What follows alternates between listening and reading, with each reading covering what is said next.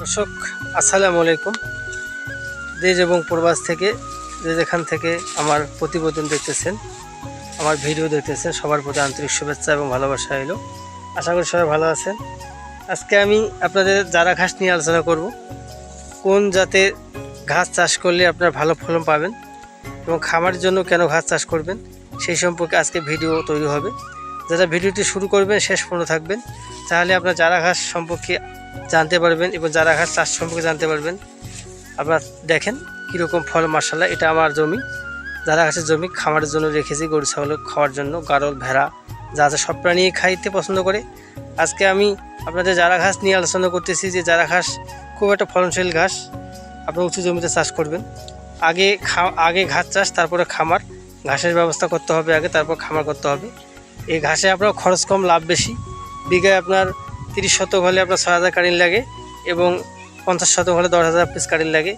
যারা এই জারা ঘাসের কাটিং সংগ্রহ করতে চান, আমি আজকে আপনাদের এই কাটিং দেখাবো। আবার ঘাসের জমি দেখাচ্ছি, কাটিং দেখাচ্ছি আপনাদের। পরিপক্ক ভালো মানের কোন জাতের ঘাসের কাটিং সংগ্রহ করবেন এটা আপনারা দেখেন ভিডিওতে। কীরকম পরিপক্ক এবং ভালো মানের কাটিং আমি খামারিদের দিয়ে থাকি।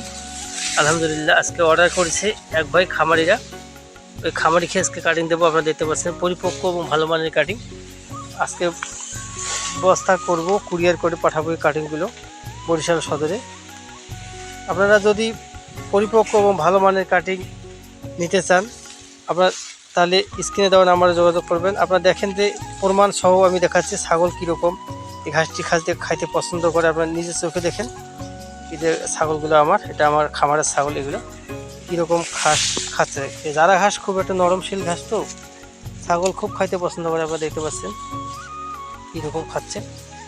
আপনারা খামার করলে এই জারা ঘাস চাষ করবেন, তাহলে আপনারা খামারে লাভ করতে পারবেন। কোনো খামারি ভাই যে জারা ঘাসের কাটিংয়ের প্রয়োজন হয়, স্ক্রিনে দেওয়া নাম্বার যোগাযোগ করবেন। ভিডিওটি ভালো লাগলে লাইক কমেন্ট করবেন, শেয়ার করবেন। আর যারা চ্যানেলে নতুন সদস্য আছেন অবশ্যই চ্যানেলটা সাবস্ক্রাইব করে আমার পাশে থাকবেন। ধন্যবাদ।